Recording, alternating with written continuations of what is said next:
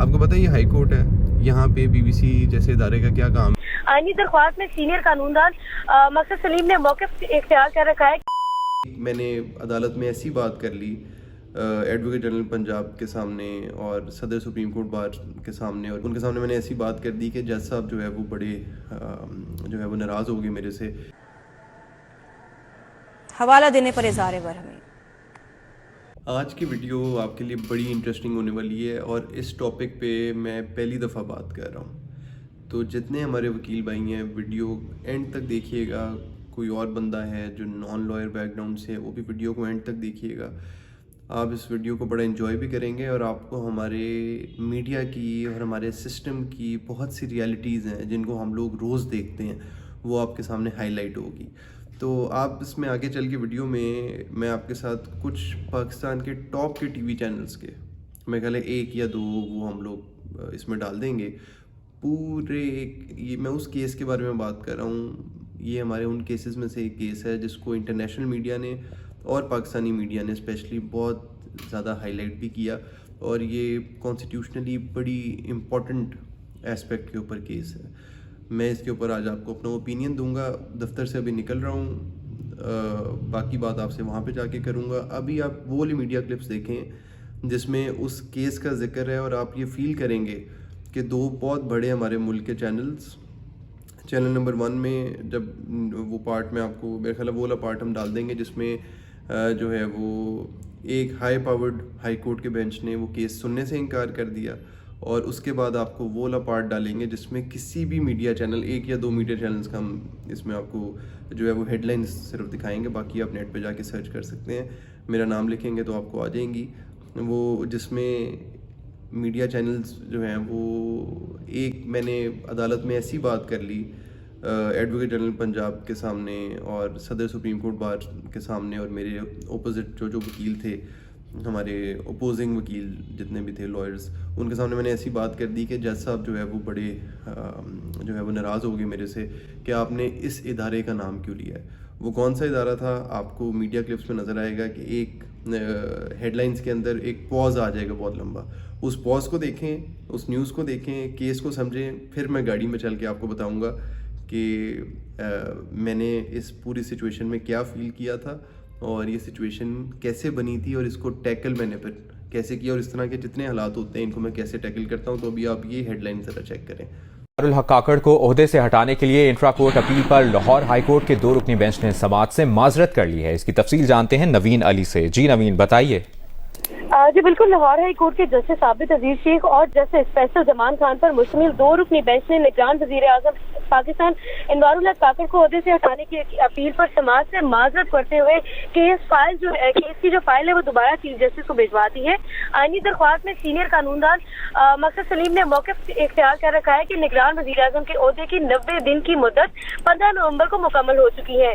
या तो निगरान वजीर आजम को हटा दिया जाए या फिर काकड़ को ओहदे से हटाने के लिए दरखास्त दायर जस्टिस शाहिद बिलाल हसन ने मोहम्मद मकसद सलीम एडवोकेट वकील की जानिब से कहा गया है। मजीद दरखास्त गुजार का कहना है कि इलेक्शन कमीशन या किसी आईनी अदालत ने उनकी मुद्दत में तोसी भी नहीं की है, वो आईनी तौर पर वजीर आजम नहीं रहे हैं, अदालत हटाने का हुक्म जारी करे। वकील ने कहा कि अदालत ने मुकालमा किया वकील से कि इलेक्शन की तारीख का ऐलान हो चुका। दरखास्त गुजार वकील का हवाला देने पर इज़हार बरहमी। One eternity later. अस्सलामुअलैकुम, उम्मीद है आप सब बिल्कुल ठीक होंगे, खैर खैरियत से होंगे।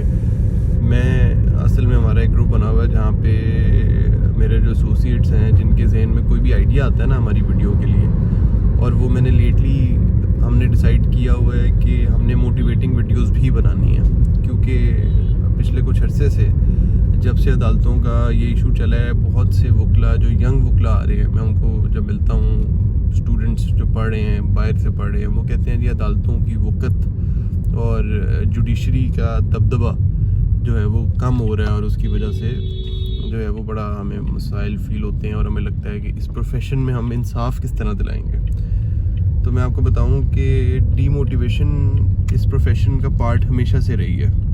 मैं क्योंकि और तो कुछ नहीं बता सकता, आपको अपनी पर्सनल एग्जांपल से बता सकता हूँ, शायद आप रिलेट कर सकें। मेरे साथ 2-3 दफ़ा एक मैं आपको इंसिडेंट शेयर करता हूँ, काफ़ी इम्पोर्टेंट इंसिडेंट है। वो ये है कि मैंने एक दफ़ा बड़ी मेहनत से, एक क्लाइंट थे जिन्होंने एक केस फाइल करने के लिए कहा, और वो लकीली केस था, जो लोग मुझे फॉलो करते हैं वो जानते होंगे, वज़ीर आज़म के एक इलीगल एक्शन के ख़िलाफ़ वो केस था। तो वो मैंने बड़ी मेहनत से फ़ाइल किया, और फाइल करके जो है वो हाई कोर्ट में उसका आर्गूमेंट था, उसके आर्गूमेंट शुरू किए। तो अब हम देख रहे हैं कि हमारी ऑपोजिट साइड पे, इस केस का फिर आपको जिक्र करूँगा, अगर आपको इंटरेस्ट हुआ तो मेरे से पूछिएगा, कमेंट्स में बता दूँगा। हमारी ऑपोजिट साइड पे जो है वो पहले दिन without notice president supreme court bar, advocate general Punjab, additional attorney general Pakistan और लॉ मिनिस्ट्री के मिनिस्ट्रियल स्टाफ के एक सीनियर बंदे, ये लोग मौजूद थे, और एक दो प्राइवेट वकील मौजूद थे, और मीडिया तमाम पाकिस्तान का मौजूद था। और मैं, केस की इम्पोर्टेंस इतनी थी कि ज़ाहिर है वहाँ पे मीडिया भी था और तमाम लोग थे। तो मुझे जज साहब ने एक बात पूछी जिसका मैंने उनको फेल जवाब दिया। उन्होंने कहा, वकील साहब आप ये बताएं कि आपने इसके अंदर इस सेक्शन की तशरीह का नहीं बताया कि ये वाला जो सेक्शन आपने आर्टिकल आइन का बोला है, इसकी तशरीह किस केस में हुई है। मैंने कहा सर इसकी तशरीह इस केस में हुई। मैंने सुप्रीम कोर्ट का एक SMC थी उसका रेफरेंस दे दिया, और मैंने कहा उसमें एग्जैक्ट ये बात लिखी हुई थी। तो मुझे वो जज साहब, अब वो माशाल्लाह सुप्रीम कोर्ट में है, बड़े अच्छे जज हैं, उन्होंने उसकी जब वो मैंने दिया तो वो बड़े हैरान हुए। उन्होंने अपनी फ़ाइल नीचे रखी है। उन्होंने कहा, वकील साहब मैं आपको ये कहना चाह रहा हूँ कि आप थोड़ा सा पहले दफ्तर जाके पढ़ लें, और पढ़ के आप फिर जो है वो आपको अगले महीने की कोई डेट दे देते हैं, इस बात को डिसाइड कर देंगे।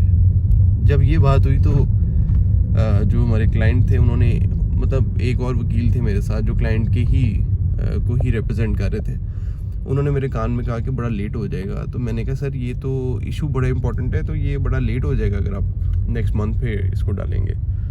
तो जज साहब ने कहा, तो आप इसको पढ़ना नहीं चाह रहे? मैंने कहा सर जो जनाब ने सवाल पूछा मैंने उसका जवाब दे दिया। इसकी कॉन्स्टिट्यूशनैलिटी बड़ी है और केस बड़ा इंपॉर्टेंट है, और ये इसका एग्जांपल आपके सामने है। कहते मुझे किस तरह पता चलेगा केस इंपॉर्टेंट है? सिर्फ वज़ीर आज़म का नाम आएगा तो केस इंपॉर्टेंट होगा? मैंने कहा नहीं सर, पता इस तरह चलेगा कि अदालत में मौजूद जितना मीडिया है, अदालत में मौजूद ओहदेदार हैं, मैंने कहा इन तमाम लोगों को अगर हम देखें एक दफ़ा अदालत में मेरे राइट लेफ़्ट पे, तो उससे इस बात का अंदाज़ा होता है कि ये केस बड़ी इंपॉर्टेंट नेचर का है।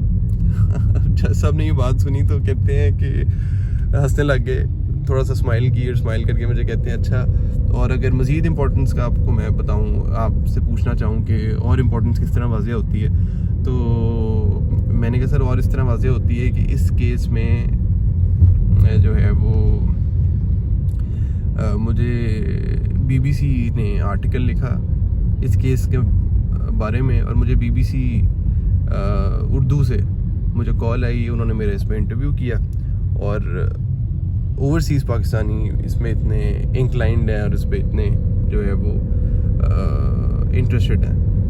तो अब जज साहब ने कहा कि दोनों बातों का जवाब मिल गया, तो उन्होंने इस बात पे उन्होंने कहा आपने BBC का नाम क्यों लिया है? आपको पता है ये हाई कोर्ट है, यहाँ पे BBC जैसे इदारे का क्या काम है, या आपने उसकी इम्पोर्टेंस, आपने BBC अब डिसाइड करेगा क्या चीज़ इंपॉर्टेंट है। तो मैंने कहा सर मैंने तो सिर्फ आपको बताना था कि ये वाला सारा इशू है, और BBC जो है वो इंटरेस्टेड है। इसका मतलब हमारी ओवरसीज़ कम्युनिटी BBC उर्दू को ज़्यादा देखती है, वो भी इंटरेस्टेड है। हमारा लोकल मीडिया आपके सामने खड़ा है, हमारे ओहदेदारान आपके सामने खड़े हैं, तो ये इंपॉर्टेंस है। तो बहरहाल जज साहब ने इस बात पे मुझे स्माइल की, बड़ी टॉन्टिव सी स्माइल मारी, और करके उन्होंने थोड़े बहुत आर्गूमेंट सुने और केस को अगली तारीख दे दी।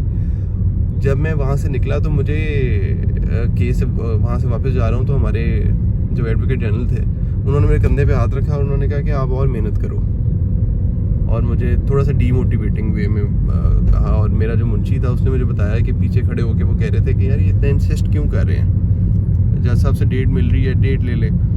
तो मैं जब मुझे बाद में मुंशी ने बताया कि वो इस तरह मजाक आपका उड़ा रहे थे, तो मुझे बड़ा जो है ना वो उसमें मैं हर्ट हुआ। मैंने कहा इतना देखो बंदा मेहनत करके जाता है केस करने के लिए, और उसके बाद जो भी बात है, आपको सीनियर वकला जब आपका मजाक उड़ाएं या सीनियर वकला आपके बारे में बात करें तो आपको फील होती है डीमोटिवेशन। लेकिन मैंने उसमें पॉजिटिव एस्पेक्ट ये देखा कि जब मैं कोर्ट से बाहर निकला, या ऐसे जब किसी केस में मैं कोर्ट के बाहर निकलता हूँ कोर्ट से, तो सारा मीडिया मुझे फॉलो कर रहा होता है, वीडियो बन रही होती है और मेरे बयान पे टिकट चल रहे होते हैं। तो इसका मतलब है कि लोग अप्रिशिएट भी करते हैं। तो आपने हमेशा, मैंने अपनी लाइफ का लेसन रखा है, जब भी कोई इंपॉर्टेंट केस करें, जो लोग आपको लेट डाउन करने वाले लोग बहुत होंगे जो आपको कहेंगे यार ये क्या मामला है, ये क्यों उठा लिया, ये क्यों किया, जिनका पॉलिटिकल डिफरेंस होगा। आपके साथ पॉलिटिकल डिफरेंस होना बुरी बात नहीं है, लेकिन आपको डीमोटिवेट करना बहुत बुरी बात है, स्पेशली जब आप सीनियर हो और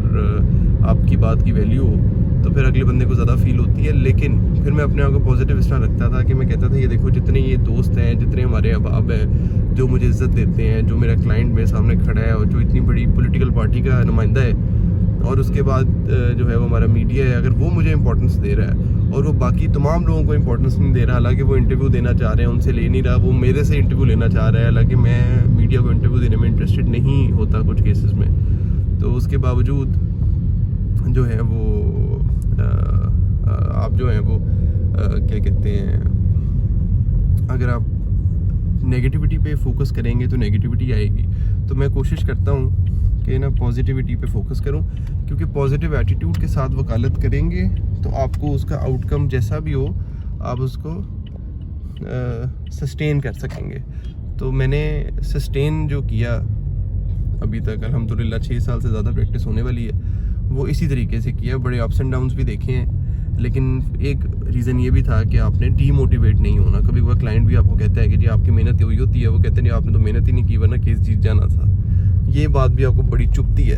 ये कभी जज साहब कहते हैं आपने तैयारी नहीं की, आपको करनी चाहिए थी, ये बात भी बड़ी चुभती है। लेकिन आप उनको बता नहीं सकते कि सर मैंने इसमें तैयारी कितनी की है, उस तैयारी की नौयत आप उनको नहीं बता सकते। लेकिन अगर आप उनको बता सको तो आप उनको ज़रूर बताना चाहोगे। लेकिन कुछ बातें आपको अपने एक्शन से करनी पड़ती हैं, आपको मुंह से बोलनी नहीं पड़ती, लेकिन अंदर अपने आप को अपने तहम्मुल से सेटिस्फाई रखना है। अगर अंदर से वीक हो गए तो हर चीज़ आपको वीक करेगी। उम्मीद है आपको वीडियो पसंद आए तो लाइक कर दिया करें, और I will see you with the next video hopefully. अल्लाह हाफिज़।